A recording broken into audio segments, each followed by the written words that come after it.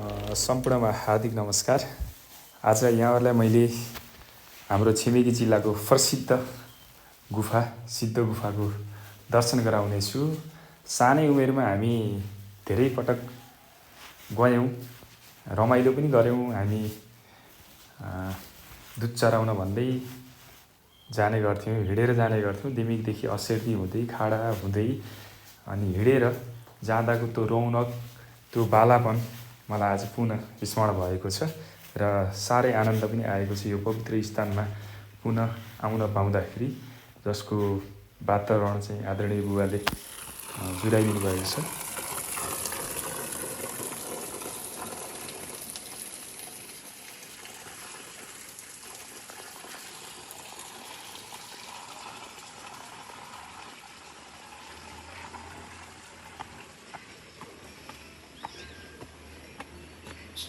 जय श्री राम।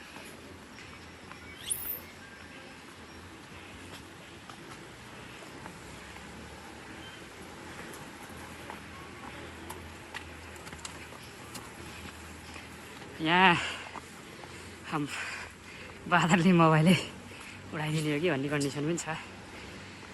बाँदरहरू एकदम व्याप्त रूपमा चाहिँ लाग्ने क्षेत्र पनि हो। यहाँ चाहिँ अहिले म चाहिँ ठ्याक्क पाल्पाको अत्यन्तै पुरानो हामीले मान्दै आएको प्रसिद्ध गुफा सिद्ध गुफामा चाहिँ भेटिसकेको छु म। त्यो रमाइलो पनि छ, आनन्द र धार्मिक क्षेत्र पुरानो धार्मिक क्षेत्र। म चाहिँ अहिले सिद्ध गुफामा प्रवेश गरेको छु।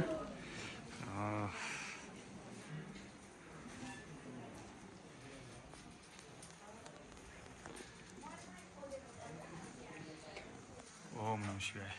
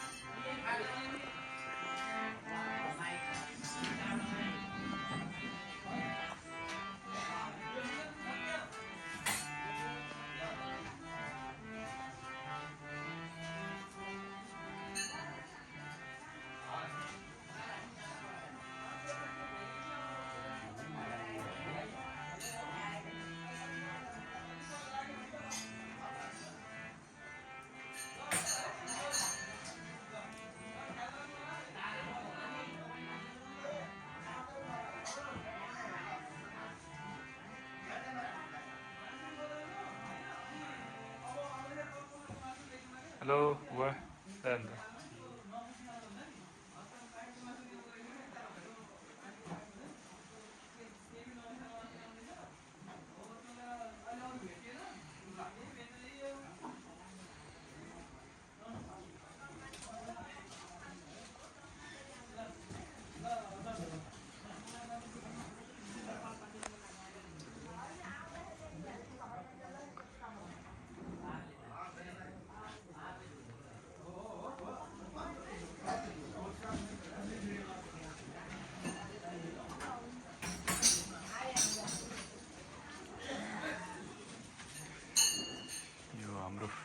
किचन रहेछ हैन। आदरणीय गुरुले चाहिँ यहाँ भोजनको लागि चाहिँ व्यस्तमा हुनुहुन्छ। राम्रो कार्यकक्षहरू चाहिँ निर्माण गरिएको रहेछ यहाँ।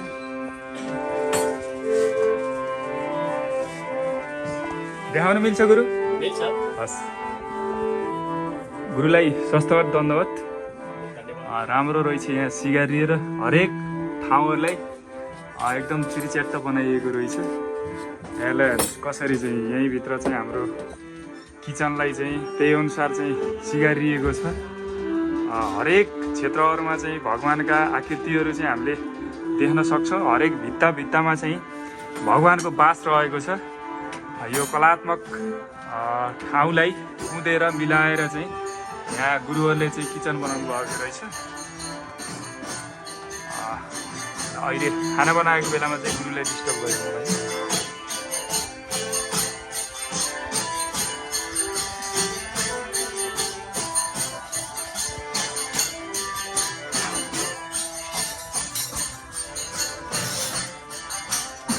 अहिले बुवा चाहिँ पूजामा व्यस्त हुनुहुन्छ।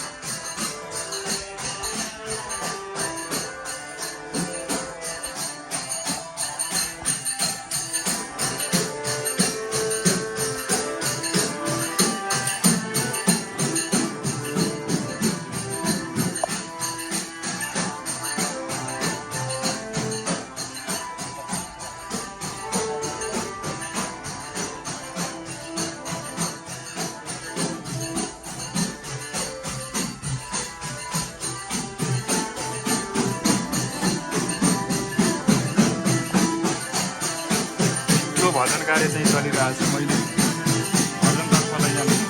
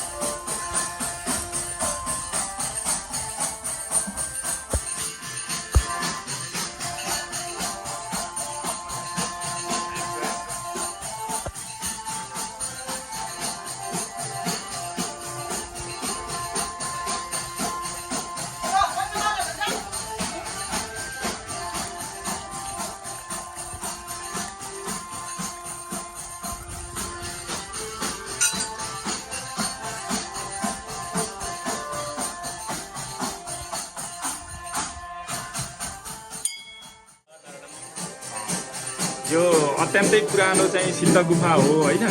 म सानै उमेरदेखि यहाँ एउटा धार्मिक आस्थाको कारणले गर्दाखेरि चाहिँ जोडिरहन्थेँ। आज धेरै अन्तरालपछि फेरि म यहाँ भिड्किएको छु। अत्यन्तै आनन्द आयो मलाई। फेरि पनि ती पुराना दिनहरू पुनर्ताजगी भयो होइन। यस क्षेत्रको बारेमा चाहिँ यहाँलाई लागेका कुराहरू, यसको ऐतिहासिक पृष्ठभूमिको बारेमा चाहिँ थोरै जानकारी गराइदिनुको लागि साधारण अनुरोध गर्दछु। मेरो नाम विष्णुप्रसाद नेउपाने, म यस संस्थाको व्यवस्थापक हो। 2064 साल पुस 10 गतेदेखि अभिचिन्नमा कार्यरत छु।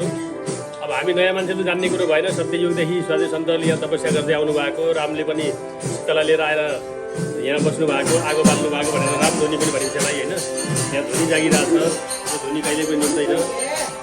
यसरी साधु सन्त लामा धामीहरू आउने जाने धेरै क्रम चलिरहन्छ यहाँ। हजुर, हाम्रो प्रखर वक्ता चैतन्य कृष्ण प्रभु पनि यहाँ 3 महिना बसेर अनुष्ठान गर्नुभएको। नेपालगञ्जको सुबोध रेग्मी, त्यस्तै गरी तारापुरी महात्मा, टिकाराम अधिकारी, हाम्रा मोहनलाल बस्याल, जो कलिजुगका सुरवीर माझी, धेरैले यहाँ तपस्या गरेर आफ्नो चाहिँ तपस्थली बनाएर जानुभएको छ। अब हामी त नयाँ मान्छे, हामीले के जान्ने हो र होइन। आफूले जानेसम्म हामी आएपछि पनि धेरैजना मान्छेहरू यहाँ आउने, तपस्या गर्ने, जाने, विभिन्न लामा धामीहरूले आफ्नो मन्त्र सिद्धि गर्न आउनुहुन्छ। यसरी यो चलिरहेको छ। सबैको आस्थाको केन्द्र बन्नुको पछाडि यहाँको रहस्य के जस्तो लाग्छ तपाईँलाई? यहाँ कर्दम ऋषि र कर्दम ऋषिका पुत्र कपिलदेव भगवान्ले चाहिँ यहाँ तपस्या गरेर फल प्राप्त गरेको भनेर त्यसैको पछाडि लगाइरहेको जस्तो लाग्छ मलाई। हजुर, मेरो आफ्नो विचार भाइ। हजुर, कपिल मुनिले पनि यहाँ तपस्या गरेर यहाँबाट फल प्राप्त भएको भनेर किम्वदन्ती रहेछ, पुरानो इतिहास। अब त्यसैको लागि धेरै मान्छेहरू त्यसैको पछाडि लगाइरहनु भएको छ। अब हुन के हो वास्तविक भगवान्ले जान्नुहुन्छ। हामी सबैको आस्थाको केन्द्र गुरुलाई धेरै धेरै धन्यवाद। आफ्नो केही छोटो विचारहरू विशेष राख्नु। कुराहरू हाम्रो वेबसाइट छ, हाम्रो सिद्ध गुफाको वेबसाइट छ, हजुर, siddhagufa.org.com भन्ने हाम्रो सिद्ध गुफाको वेबसाइट छ। त्यसमा हजुरको दानवीर गर्दादेखि लिएर यहाँको सबै बायोडाटा देख्न पाइन्छ हस्, हरेक धन्यवाद। क्षेत्रबाट। हस्।